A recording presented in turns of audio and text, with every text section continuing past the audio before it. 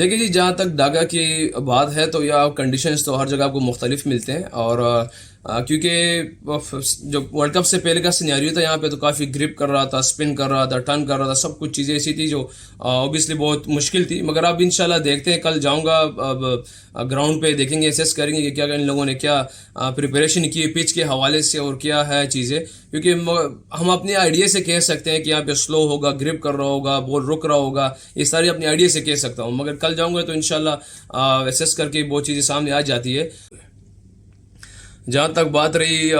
इस रिकॉर्ड की, जिससे मुझे फीलिंग है, तो यकीन करें कि मुझे अपनी ज़ात से ज़्यादा इस चीज़ का बहुत खुशी हुई है इस बात की कि ये रिकॉर्ड हमारी पाकिस्तान की सतह पर है, जो हमारे पाकिस्तान के लिए। और जहाँ पीछे जितनी बातें होती थी उससे मुझे एक पुश मिलती थी और एक चैलेंज मिलता था, जो अल्हम्दुलिल्लाह मैं लेता था अक्सर इस चीज़ को। मगर आप ज़रूर, अगर मैं इसका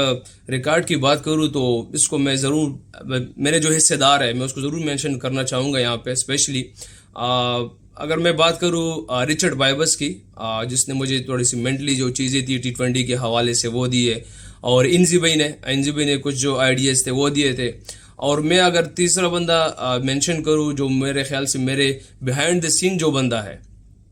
जिसने मेरी काफ़ी हेल्प की थ्रू आउट पूरे एक साल में, जिस ग्राउंड में जिसके किस्म की मुझे प्रैक्टिस ज़रूरत हुई उसने मुझे अरेंज की है, जिस बॉलर्स के अगेंस्ट क्या कुछ करना था मुझे अरेंज किया है, वो हमारे पाकिस्तान टीम के शाहिद असलम भाई है। तो मेरे ख्याल से मेरे पूरे का हिस्सेदार इस रिकॉर्ड में जो है ना शाहिद असलम भाई भी है, जिन्होंने मुझे अच्छी तरीके से हर जगह पे उसी तरह से मैनेज किया जिस टाइम मुझे रिक्वायरमेंट थी उस हिसाब से खेलने की। जैसे मैथ्यू हेडन है, मतलब आप उसके देखिए जी, स्टेज पे कोई आपका बल्ला नहीं पकड़ सकता, ना कोई आपको ऐसी चीजें बता सकता है जिसमें आपकी जिसमें बहुत सी तब्दीली आ जाए। मगर इस स्टेज पे आपको जो ना ऐसी चीजें बताता है इंसान, जिसकी वजह से आपको जो है ना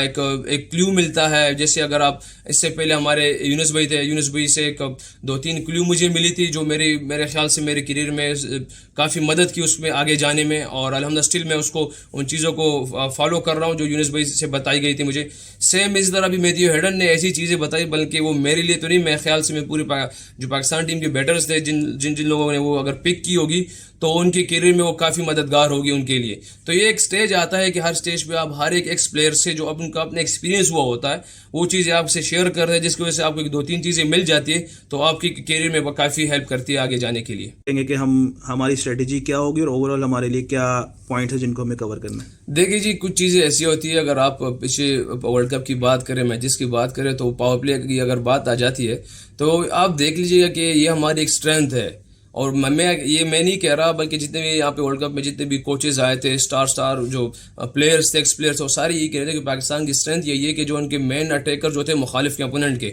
ये उनको विकेट नहीं देते, हाथ में रखते फिर एंड में 170 160 जो दुबई इस कंडीशंस में जो कर लेते हैं, जो सबसे मुश्किल वगैरह होती है। मगर मेरे ख्याल से हमें एसेस करना चाहिए कंडीशंस को। हाँ, मैं मानता हूँ कि उस तरह पावर प्ले नहीं हुआ जिस तरह होना चाहिए, मगर आप देख ले तो अगर आप थोड़ा सा एनालाइज कर ले, क्योंकि हर एक टीम का जो तगड़े जो पावर हिटर जिनके पास है उनका भी पावर प्ले तो 42 43 45 पे फिनिश हो रहा है। अगर हमारी एवरेज निकाल दी जाए तो तकरीबन हमारी 40 पे फिनिश होगा, और ये सबसे बेहतर होगी कि हमने उसमें विकेट थ्रो नहीं किया। क्योंकि नजर आने में ये लग रहा है कि हमने छिक्के नहीं मारे या ऐसा या वैसा, फॉर एग्जाम्पल जो बातें भी है पावर प्ले के हवाले से। मगर मेरे लिए तो, मेरे लिए बल्कि हमारे हम कप्तान और मेरे दोनों के लिए इम्पोर्टेंट ये चीज़ होती है कि हम जो प्लान लेके जाते हैं उसको एग्जीक्यूट करना कोशिश करते हैं कि हमारा प्लान क्या होता है। हाँ, ये मुश्किल ज़रूर है, देखने में भी अजीब सा लगता है कि यार पावर प्ले में हमारे पावर हिटर नहीं है, रन्स कम है। मगर मैं आप सबसे रिक्वेस्ट है कि अगर आप एनालाइज करें, आप देख लें, अगर ओवरऑल किसी की भी पूरी जो वर्ल्ड कप की टीमें थी उनका एवरेज 44 45 आएगा, ठीक है, और हमारा एवरेज निकाल दे 40 आएगा, मगर उसमें आप देख ले कि हम कितनी दफ़ा हमने विकेट थ्रो की है और हमने दूसरी ओपोनेंट टीमों से कितनी विकेटें हासिल की है, तो सारी चीज़ें सामने आ जाएगी। जी अल्हम्दुलिल्लाह, उस जो पहले सिनेरियो था अल्हम्दुलिल्लाह उस टाइम तो बिल्कुल सांस रोक रहा था, अल्हम्दुलिल्लाह बहुत बेहतर है। और इंशाल्लाह कल से इंशाल्लाह प्रैक्टिस स्टार्ट करूंगा, क्योंकि अभी रेस्ट का 2-3 दिन का कहा हुआ था हमारे डॉक्टर्स ने और फिजियो ने, तो अल्हम्दुलिल्लाह अभी रेस्ट किया, कल से इंशाल्लाह प्रैक्टिस स्टार्ट करूंगा।